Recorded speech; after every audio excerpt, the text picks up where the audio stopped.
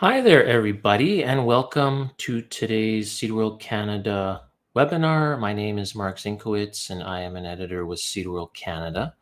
And I am very happy to be your host today.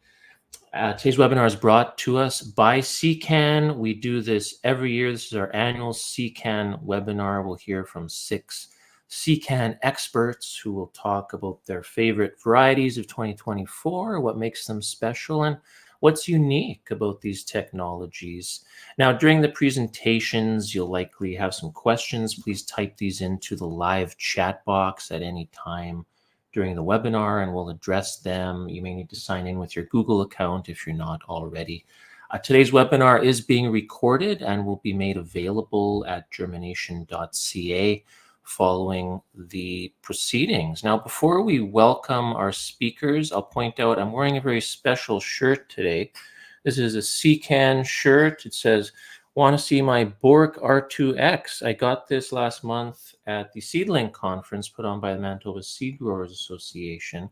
And during the course of today's webinar, you're going to find out what Bork R2X is and why it's so pretty to look at. And so we will cover that shortly. But to start off with, I am going to welcome SeCan's Western Business Manager, Todd Hyra, to the stage, who's going to say a few words and introduce our speakers. How are you today, Todd? Great, Mark. Happy New Year. Excited to share the upcoming products. Over the next hour, we're going to cover 19 varieties. Some of them are brand new for 2024. Others have established themselves as leaders in the marketplace. And our Western team will step us through. So we're going to hear from Jim Downey, our R&D manager from Elstow, Saskatchewan. Trent Whiting, our parent seed manager out of Lamont, Alberta.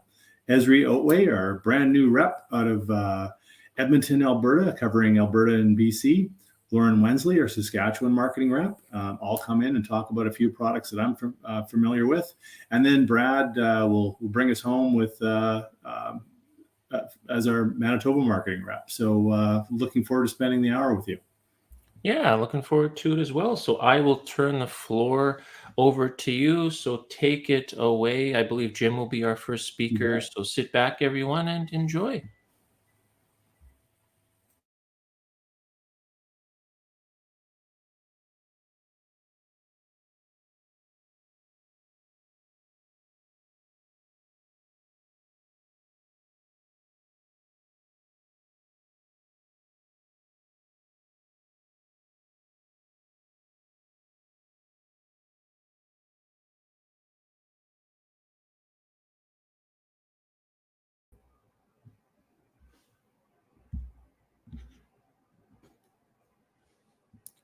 Oh, Jim, I still can't hear you, Jim. You might have to unmute your mic. Okay, there we go. There we go. Perfect.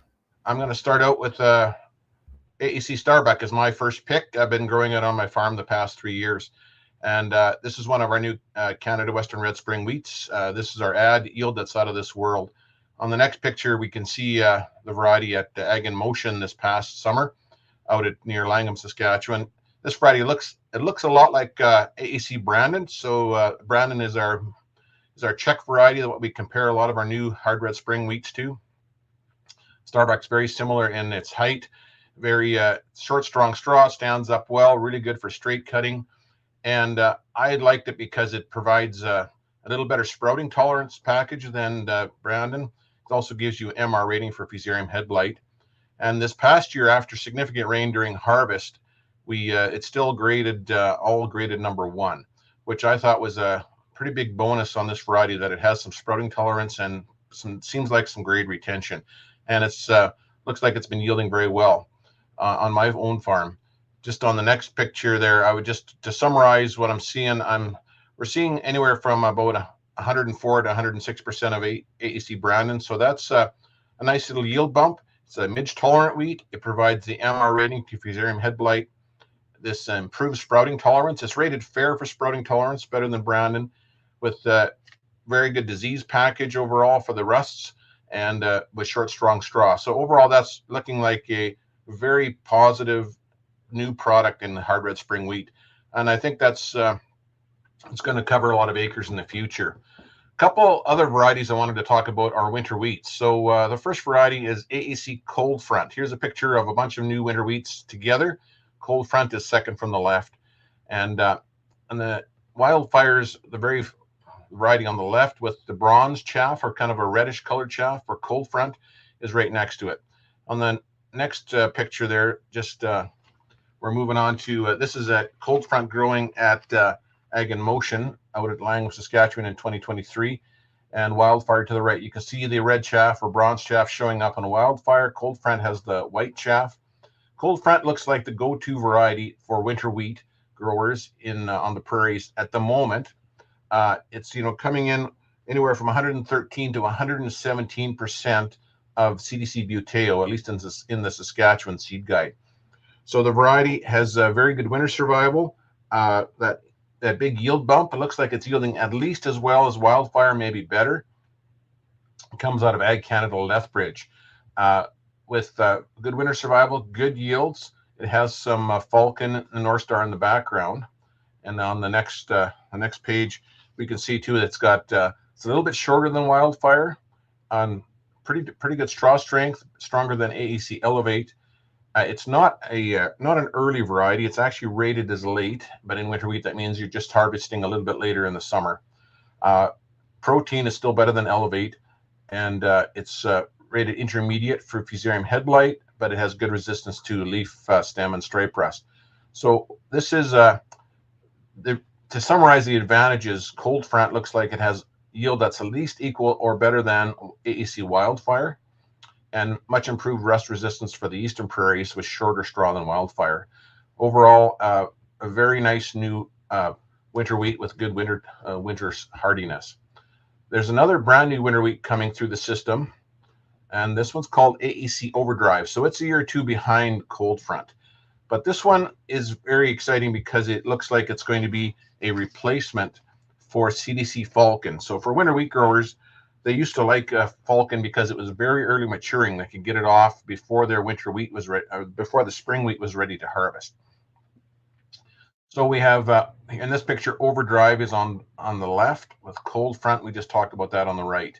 So it looks quite similar. So in this picture, next picture, we see Overdrive is W614. So it's on the very right-hand side, and you can see it's a little bit shorter than the other winter wheats. And then if we move on to the next slide, we can see that it also comes out of Ag Canada Lethbridge.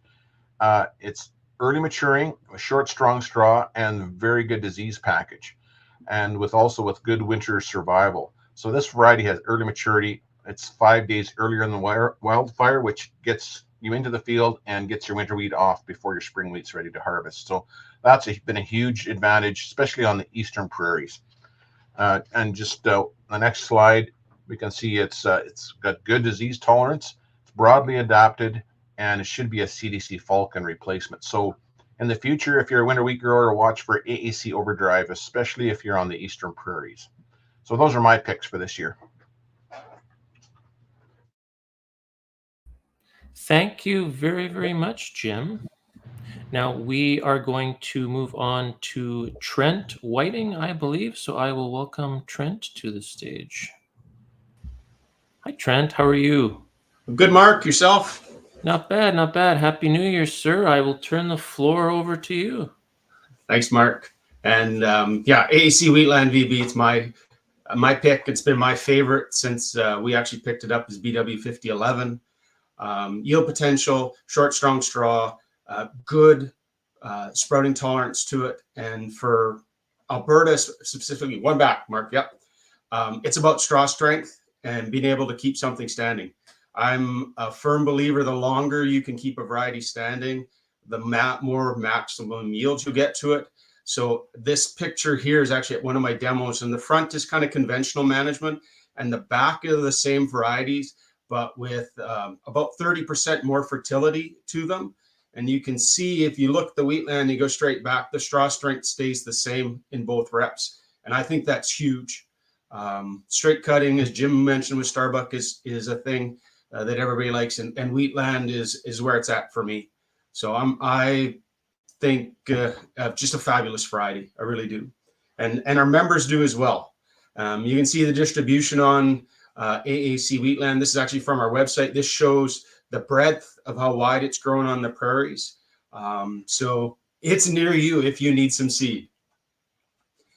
The other thing about Wheatland and actually Starbuck, they're both midge tolerant wheats. I actually had a funny conversation with one of the members last week, and we're not sure why everybody doesn't grow a midge tolerant wheat. It's fabulous technology. Some of the misconceptions: I need to buy seed every second year. No, keep one generation of farm safe seed and grow that out for multiple years. All the midge tolerant wheat are an interspersed refuge system where about 10% of the blend is a susceptible variety to midge, so that we can keep the technology going for generations, really.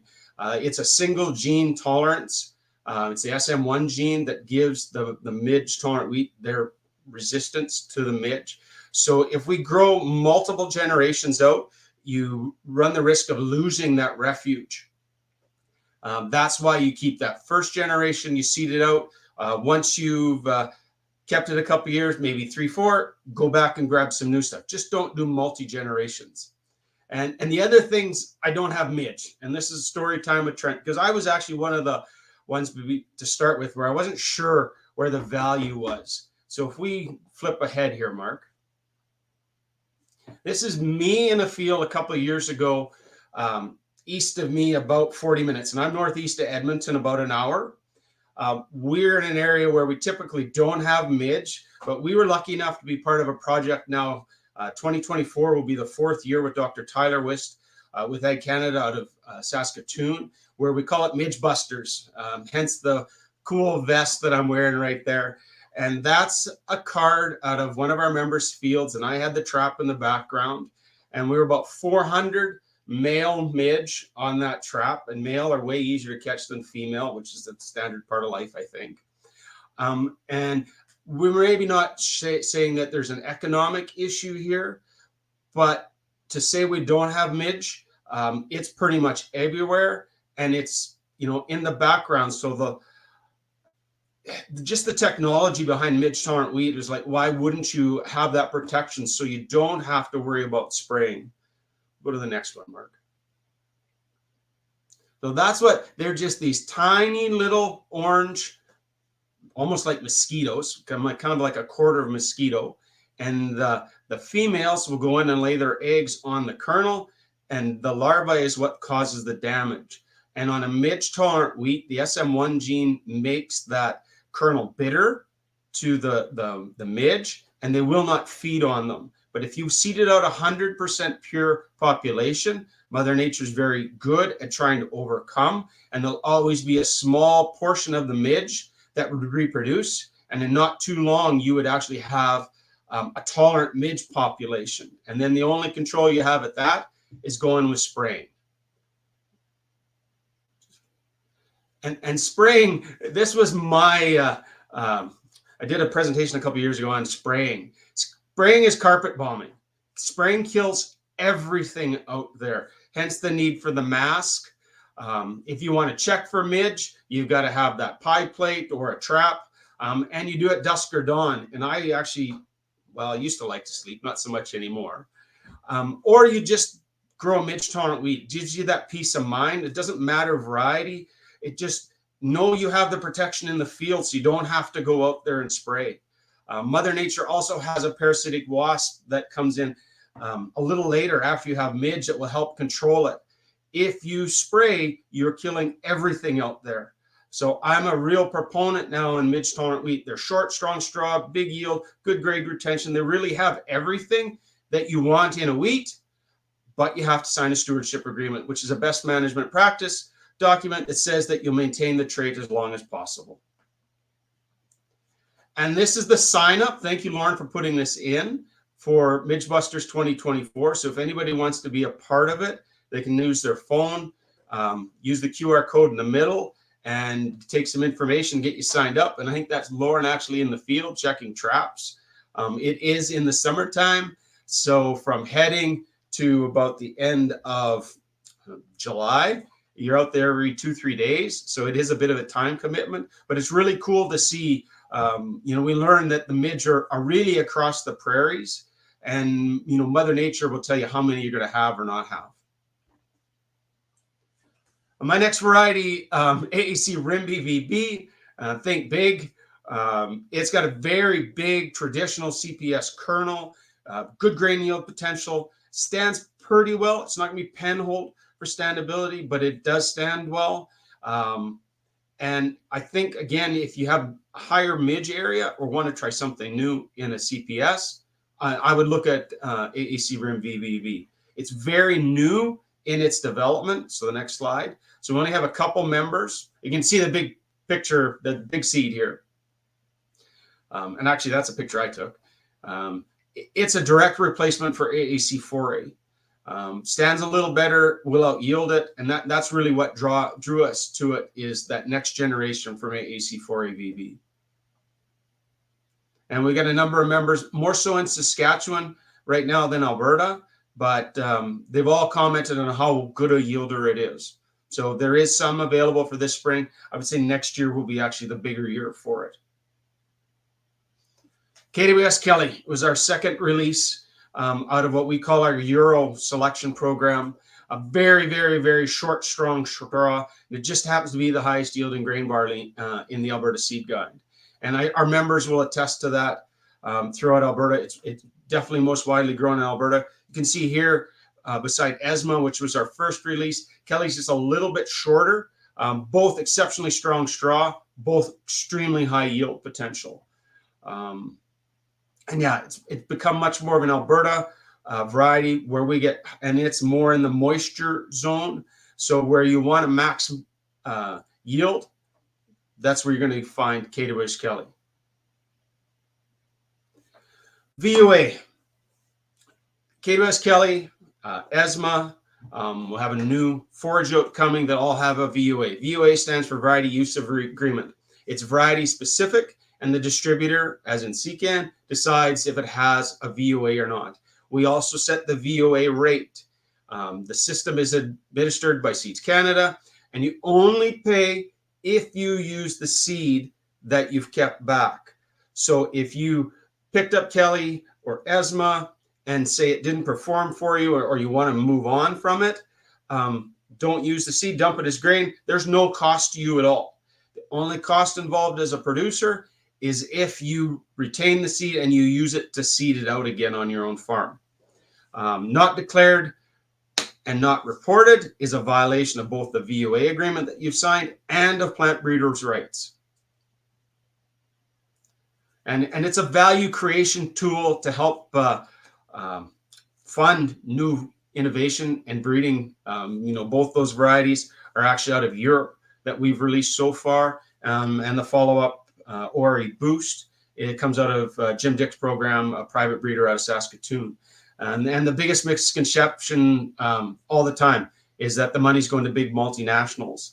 And in all three cases, they're actually small family-owned breeding institutions that are getting the money from it. So it's not about feeding the multinationals.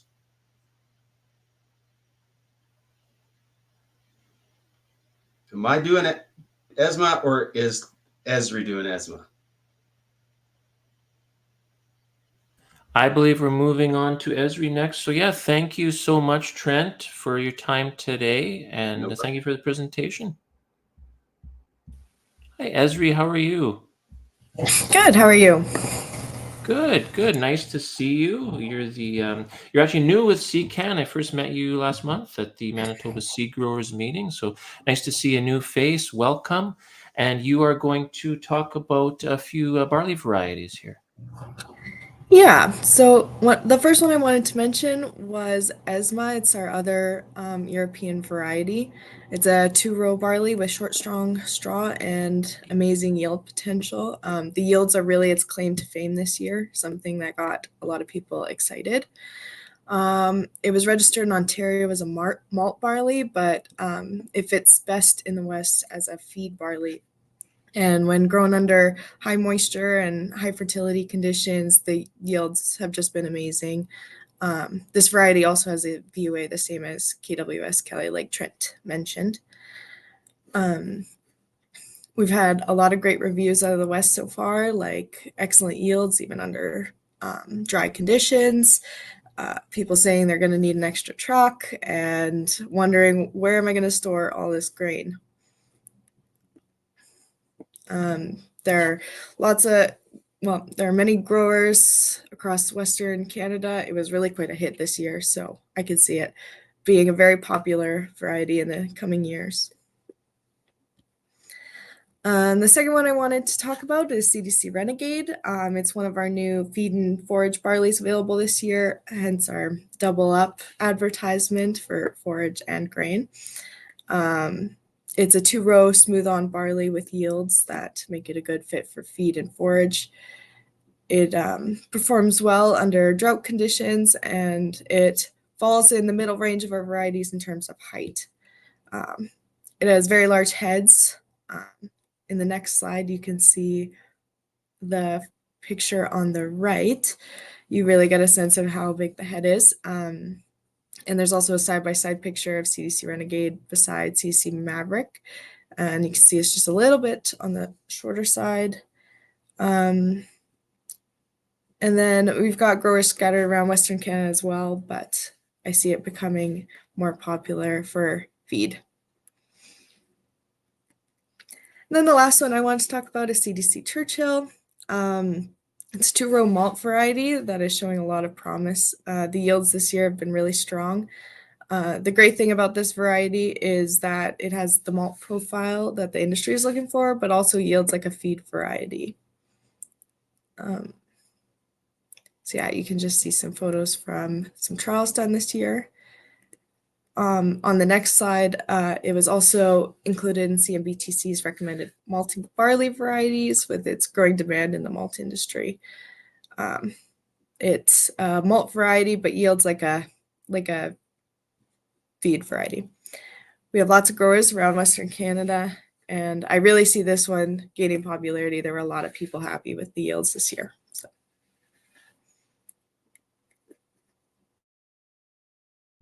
Great, thank you, Esri. I believe we're moving on to Lauren next. So thank you so much for your presentation. And sorry, Esri, you're based in which town again? I live in Edmonton, Alberta. Edmonton, Alberta, right? Yeah. So no, it was nice to chat with you at the Manitoba Seed Growers meeting last month, and yeah, thank you for your presentation. Yeah, thank you. Hi, Lauren. How are you? I'm good. Thanks, Mark. Yeah, you're going to tell us about CDC Fraser here.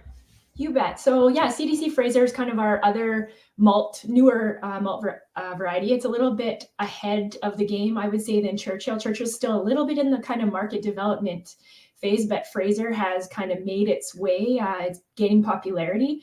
If you go to the next slide, you can see it's got all the green lights, all the up arrows, which is really good. I really like how the Canadian Malting Barley Technical Center, these are the guys that help farmers decide what to grow for malt. I really like this new way that they're showing this. It shows the export and domestic demand, production, like all where things are going. So if you can see Churchill there on the export demand side, it's just developing, whereas Fraser has kind of taken that next step. Good growing export and growing domestic. Production is increasing. So those are all really good signs. On the next one, I just threw this in here last year when they brought out this, CMBTC brought out their recommended malting list. It was a really nice change. Forever, we saw many years in a row, we saw something like the left-hand side of your screen. So Copeland was up at the top. Metcalf and Copeland have been on there for years and years. Finally, in last year, we saw a shift into these newer, agronomically superior varieties. So these are your higher yielding ones. Like you're not really giving up much to go to these varieties from a feed. They're all very close. For example, Fraser. So you can see in that year, Fraser kind of made its way up to the top. Connect got to the top, then Fraser, then Copeland's kind of moving down, and Metcalf got kicked right off the list. If you go to the next slide, so yield-wise, Fraser is right there with Synergy, basically, in Saskatchewan anyways. It stands quite well. Intermediate for Fusarium. On the malting side, so it is generally more of a higher protein, higher enzyme variety like AC Metcalf was. And that's kind of why export demand has been such a big thing for that adjunct brewing. But as you can see, Peter Watts, he's the managing director of the Canadian Malting Barley Technical Center. He's saying, don't just put Fraser in that high enzyme adjunct brewing. You can modify it differently to have it make it have more like Copeland specs as well. So it's very versatile. So that's pretty cool. On the other side of your screen there, Matt Enns, he's a farmer at Rostrum, pretty big farmer, and also the owner of Maker's Malt. So he's been using Fraser forever, and he's actually, or not forever, a few years since it's been out. He does a lot of trials and stuff too. And yeah, it's always been an impressive variety. He's also on Sask Barley. So he kind of sees this as like your Metcalf replacement. The one thing I will mention, because Fraser has that high protein, higher enzyme especially, that means it wants to germinate right away. So if you've got some Fraser ready to go and there's rain in the forecasted harvest, I would try and get that off, just because as soon as you have that high enzyme, that often means it can sprout. So I know up in the north this year we had a few guys, but I mean, it rained for 3 days straight in harvest, and that's just what happens. It's like Metcalf, but that's why the maltsters and brewers like it, is because it does that. Obviously farmers don't, but just something to keep in mind. So next we're going to move on to Durham. So CDC Defy is the first one here, and it has just been a game changer. Actually, it's been our top seller. It's been unbelievable across all zones. It's got kind of everything you need. The really, really high yield. Like, people have just been absolutely blown away by the yields, especially in these dry, like in Saskatchewan, especially. It has been dry for about 4 years straight, especially in the Durham growing regions. And they're just like, how did this thing even get a 30 or whatever with zero rain, pretty much. It's got that MS star, so the slightly better fusarium resistance, which again, in the last few years, people haven't been worried about, but one day it will rain in July and we'll have to be worried about that again. So, and yeah, like I said, remarkable performance in the dry years. If you go to the next one, just some things that came out of our member meetings from our Saskatchewan seed growers. The best thing that's happened to Saskatchewan, the highest yielding Durham every year. Everyone who grows it wants to grow it again. I'm going to move on to Sawfly. So I'm not sure where everybody is from who's watching, but where I'm from, Sawfly was absolutely devastating this year. We had like 80% damage on our hard red spring wheat. This is the Sawfly survey for 2023. So this is what they went and saw. This is the red is obviously the bad area. So southern Alberta into kind of that west central actually is really bad. And then there's always a pocket at Penn, Saskatchewan for some reason, but you can see that between Moose Jaw and Regina there. So really the only option if you go to the next slide is solid stem. There's not much else you can do.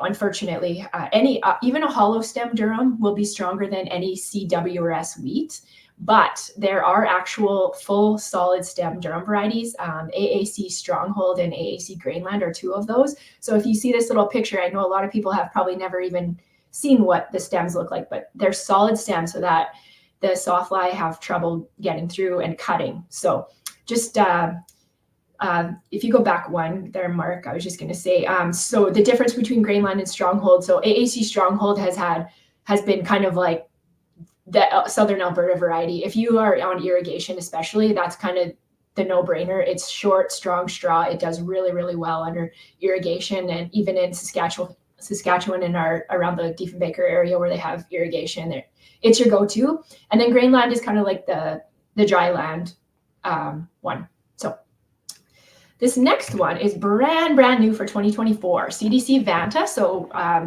this is the first year for certified seed. This is a very interesting new variety out of the Crop Development Center, Dr. Curtis Pozniak's variety here. So what the plan was, or what they kind of think is kind of a replacement maybe for Navigator. So that has been a very, very popular variety, especially in the far southwest, like Swift Current and south. Really good desert Durham, really short, strong straw. So as you can see, this is a picture from actually this August. Pence was seeded really late, obviously. So August 28th, 2023, and just look at how much shorter CDC Vanta is than all those other varieties like Defy and Grainland, etc. Even shorter than Stronghold, and it's a quite short variety. If you go to the next slide, one thing that we've observed we're not saying it's gonna, it's not solid stem or anything for sawfly, but in the Pence area, again, I said it's a huge hotspot for sawfly. For some reason, it has not been being affected as bad by sawfly. So we continue to watch this. This slide that's here that shows all the different varieties sawfly cutting, they've just started this the first year they've been watching this at the Pence farm. And yes, Vanta has not been getting cut as much. So the breeders are watching this and trying to figure out what's going on.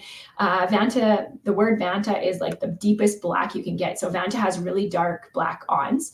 And here's just some things again that the Saskatchewan, or that growers around Pence have been saying. So every cereal in the area was down from sawfly except Vanta. Its distinctive black awns have everyone asking, what is this? I want it too. The best slurking durum sample we've seen in the last 3 years, and stands like Navigator yields way better. So, and then this one other thing with the Vanta is, you guys probably can't see this in real life. It actually looks like it's way more yellow, but that was one thing Navigator had. They paid a premium for it because it had that really strong color for the pasta. So CDC Vanta is showing that too. I was at Cereals Canada at a combine to customer thing in March last year, and the pasta plant ladies were just like, we love Vanta. It's got that really nice yellow color, not all the little specks in it. So that's something we'll see on the grain side if that goes anywhere. But yeah, it's just interesting. It's an interesting variety. I'm excited to see where it goes this year with its launch.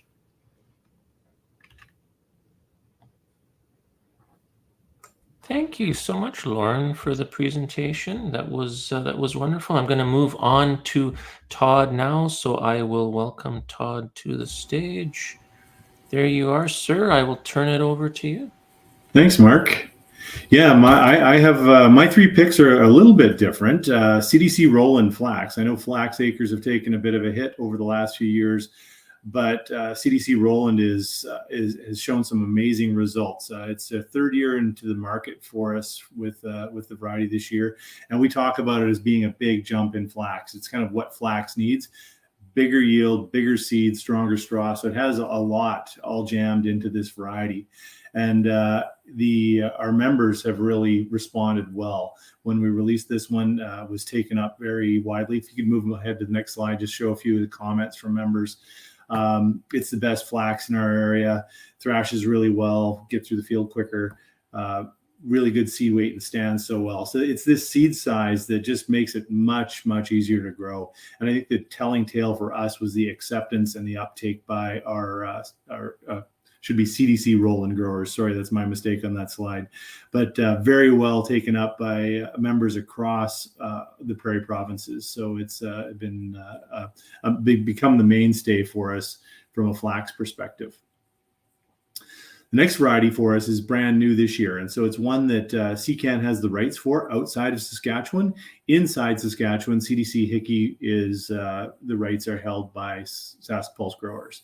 And so we're interested in this variety for a number of reasons. One is seed coat integrity, ensuring that you're not going to have cracks, splits, and maintain germination. So CDC Hickey has a great seed coat, medium-sized yellow pea, and the yield has been very strong across a wide range of the prairies.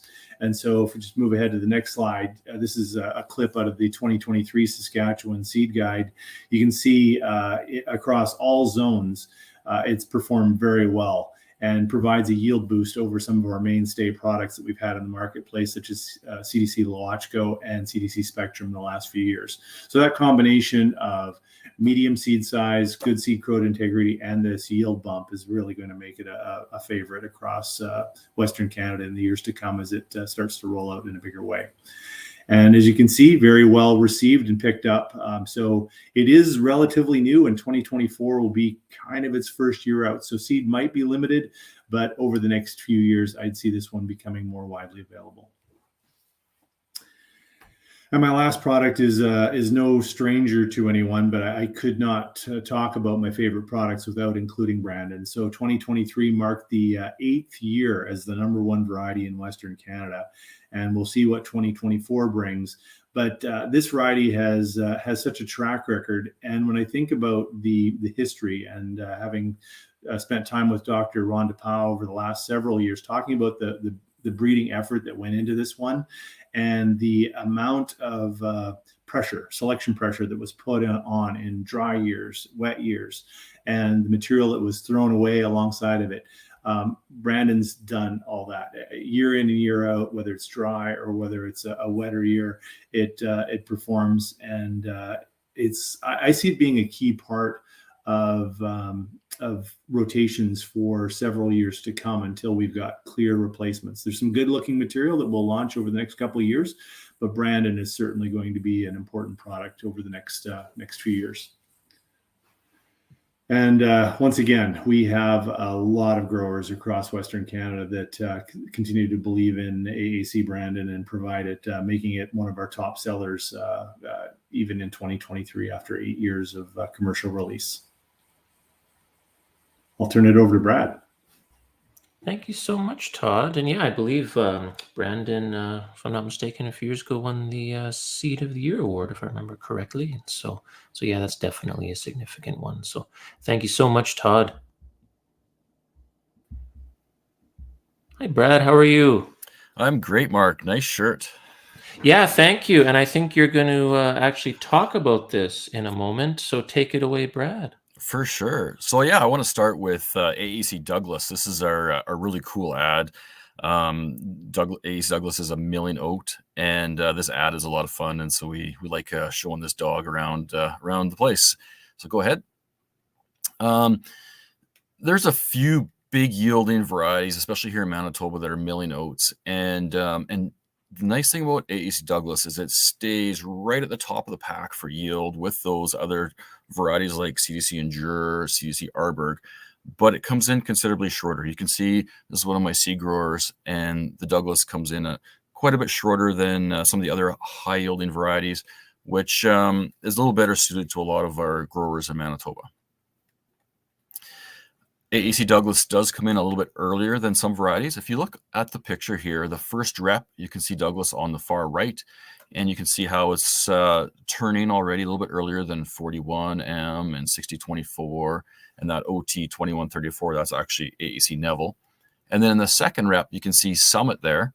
So that's a main check and a very common variety in Manitoba especially. And you can see Douglas beside that coming in a little bit earlier. This is a shot from one of Trent's trials out in Alberta. And so on the left, what you have here is the conventional fertilizer. And then on the right are the same varieties, but with that extra 30% fertilizer that Trent talked about on his barley varieties that he was showing you. And you can see AAC Douglas there kind of just below midway, standing really good on the left, mostly standing on the right. You can see the one above that, the 6024 now with that extra bit of fertility is starting to push. And then on the next slide, it's the same trial. The front rep is that conventional fertilizer, and the back, you can see it's starting to go down, especially on the right on some of the forage varieties. But there's Douglas with the white arrow in the front and the back rep and standing great. Again, you can see the maturity. It's coming in a little bit earlier than some of the other varieties. Go ahead. Go ahead, Mark. But the biggest claim to fame for me, or the biggest surprise, has been its ability to hold that seed on the head. So, over the last number of years, we've been using more and more fungicides. It's become a mainstay, especially here in Manitoba. And if you're growing milling oats, there's a lot of restrictions on the use of glyphosate. So we're keeping the plant alive, but yet we can't shut it down with any glyphosate. So what you end up with is this typical plot that we're looking at right here on the left, where you've got this grass green straw and leaves, and you've got a ripe head that's getting ready to shatter. And so it's really started to separate the varieties out, whether they drop seed or not. And the beauty thing about AAC Douglas is not dropping them. And so very few growers here in Manitoba swath anymore, so it's become a really important thing in oat production, is to have that shatter resistance. And there wasn't a lot of oat acres last year with the prices, but we're looking forward to seeing some more acres of Douglas this year. I think the next is a map. Yeah, you can see there's lots of growers in Manitoba right now. It's been slowly spreading into Saskatchewan, and there's a bit in Alberta. But I expect to see a little more growth into Saskatchewan, and I think our acres will pick up in Manitoba this year as well, if we can have a good oat year. The second variety I want to talk about is young R2X soybeans. And it's an early maturing 0009. And Mark's got on a cool shirt for Bork. Well, we have a cool shirt for young as well. Go ahead, Mark.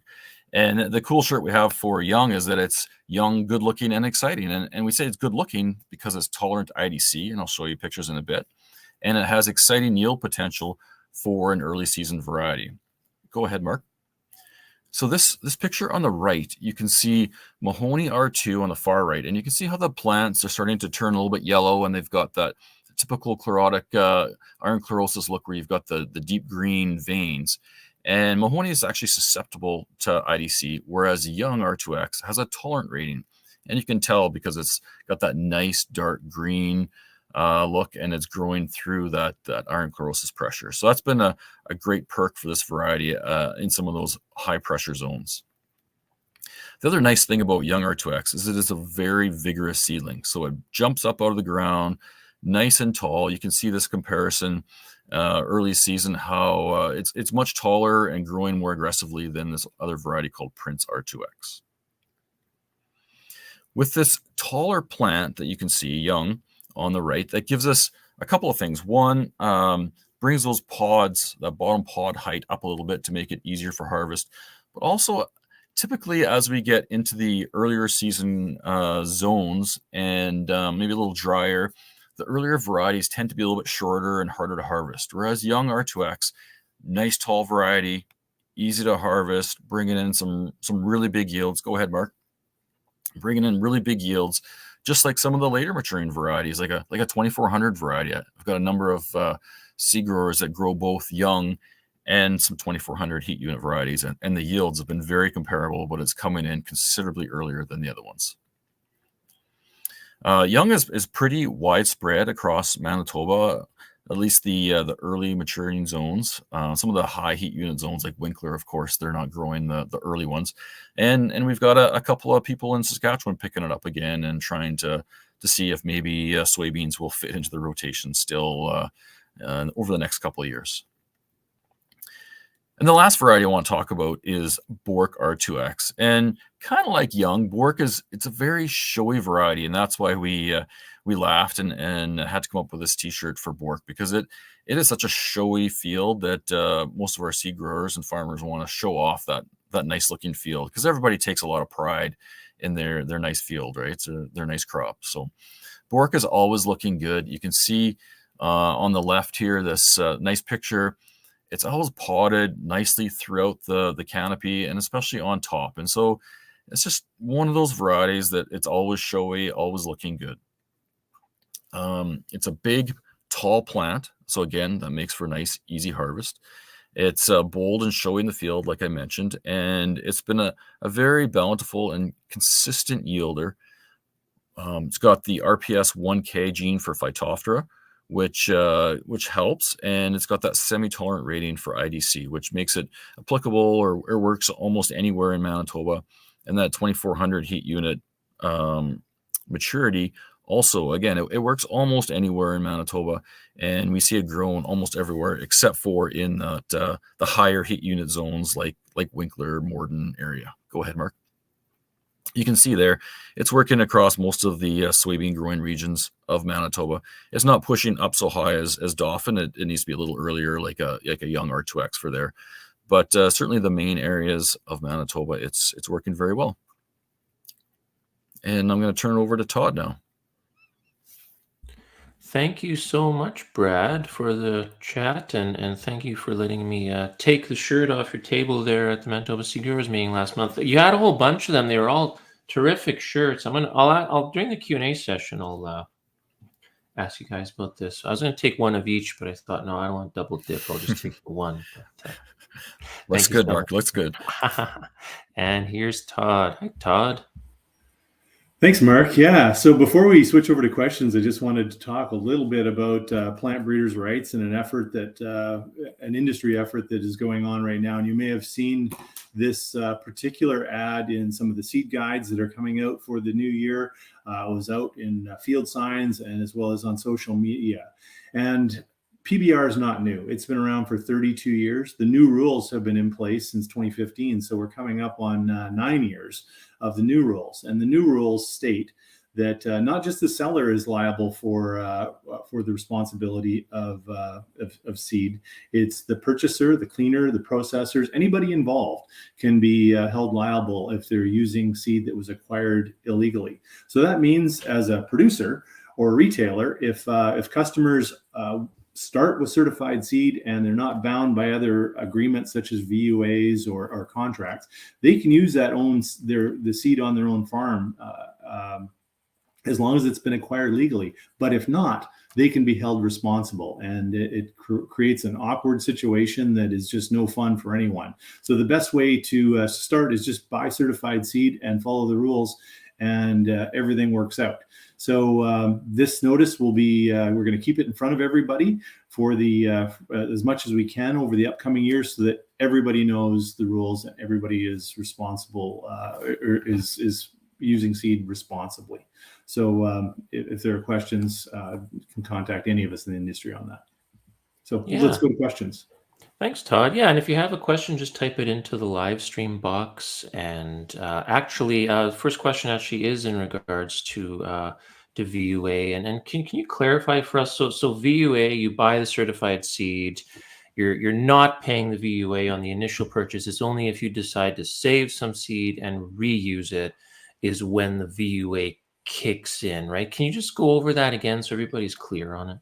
Yeah, that's correct. So a variety that has a VUA, the purchaser would sign an agreement on purchasing, saying that they would pay a rate, a fee for any farm saved seed. And so they take the variety home. If they like the variety and decide they want to regrow it, they would make a declaration. So it's all done electronically through the VUA platform.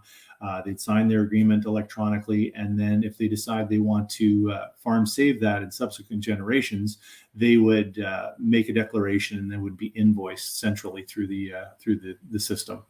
And so it's all new. We're heading into year 4, I believe, with the system. So everything is being it's improving every day, but it's a very new system to Western Canada. And once again, all of those fees are returned to the breeding programs to continue to reinvest in Canada. Yeah, and I understand there's been some improvements made to the system over the last few years, and it's kind of evolving. And so would you say, I've been following the VUA since day one, from when it was first introduced, and would you say it's starting to these things take time to gain traction, and starting to gain some ground after a few years now? It's starting to sort of pick up.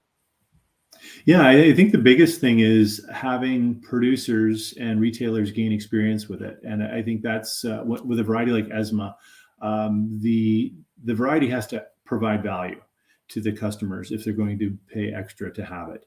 And something like ESMA and Kelly, it demonstrates that year in and year out. And so we've had so much positive feedback from retailers and customers about the performance. They don't mind paying for something that's going to deliver value for them. And I think that's what it needs to be. And you mentioned earlier about PBRIP, and how there's this misconception out there that something like the VUA, the money is going to big multinationals. But as we heard earlier, I mean, that's just not true. I mean, the money is used to finance all kinds of different breeding programs, small ones, bigger ones. And so that's a point I was hoping to clarify too, is that the money accrued from the VUA is going to all breeders, from breeders who work for a small family-owned company to bigger companies. This is something that really sort of levels the playing field in terms of how we fund new plant breeding innovations. Correct? Yeah, absolutely. The big breeders, they have their own internal platforms, patents, to secure their rights. And what we wanted as an industry was for some of the smaller crops and the smaller breeding programs to have something that they can use as a shared platform. And that's what the VUA is. And so if a breeder was to develop a product and wanted to become part of it, they can join on and use the same platform, essentially a shared platform that provides them a lower barrier to entry and participation in gathering some revenue off of farm safe seed acres. Thanks, Todd. I'm going to welcome Esri to the stage here, actually, for a moment. And Esri, like I said, we met for the first time last month at the Manitoba Seed Growers meeting. You're the new SeCan marketing rep for Alberta, British Columbia. And it's, like I say, it's always nice to see a new face. And yeah, can you just tell us a little bit about yourself to sort of introduce you to everyone, hobbies, kind of a thing? Give us the 411 on Esri. Yeah, so I started with SeCan at the beginning of September, so just been around a few months now. I have a seed background. I was born and raised on a seed farm in central Alberta. And then I went to U of A, and I just kind of stayed in Edmonton after I graduated and just hopped right on with SeCan. So Nice. Well, welcome, and thanks for sitting down with me for that interview last month. That was great. And everybody, you can actually watch that germination.ca. Just go to our website, search the name Esri Oatway. You can watch my interview with Esri. It's a really good one. So thank you again, Esri. yeah, thank you. And I'm just going to, before we wrap up here, I'm going to bring everybody back to the stage. And I just want to talk quickly about the t-shirts. The t-shirt that I'm wearing, I mentioned I was at Brad's table last month at the Manitoba Seed Growers meeting, the Seedling Conference. He had all these t-shirts. I know last year we talked about, you had a t-shirt, it had like the periodic table of the elements, and it said SeCan on it. And so every year lately, you're doing something different with these shirts to kind of, in your marketing to build some interest, and everybody loves, a free t-shirt. And so I see you guys at the trade shows with the tables. It's, wow, look at these t-shirts. And where'd the idea for these particular shirts come? You referenced it a little bit earlier, Brad, that you guys wanted to do something fun with these, and whose idea was it? What was the genesis of this idea? Well, it was just a fun way to try and get a message out to farmer customers that are growing some of these varieties or looking at varieties. And we're kind of a fun team, and we like to have fun with our marketing, and this just kind of suits our whole team's personality, some of the slogans that we were doing. So it's just been a lot of fun. Yeah, I know, it's great. And thank you again for letting me take the shirt. I really like it. And I love the fabric you have these shirts made from. Like, it's nice and soft, and they're really well made, and they're well fitting too. Like, they're excellent. So if you're at your crop production week is here, if you're at one of the shows, you see the SeCan table with the shirts, grab yourself one, because they are terrific shirts. I can attest to that. And no, thank you everyone for your time today. This was a fantastic webinar. Again, a recording of the webinar will be available in the coming hours on our website, germination.ca. So please check that out. If you have any questions, anything, you can go to SeCan's website. There's a contact form at the website that you can use to contact SeCan. There's a phone number. You can connect with them via their social media accounts. There's all different ways to contact SeCan. So please, if you have any questions, reach out to them. Todd, Esri, Brad, Trent, Lauren, and Jim, thank you so much for your time today. I love doing this every year. Nice to chat with you. Just want to thank SeCan for sponsoring our day, and thank you, our audience, for spending part of your Monday morning with us. So thanks so much, everyone, and have a great week. Happy New Year. Take care. Happy New Year. Cheers.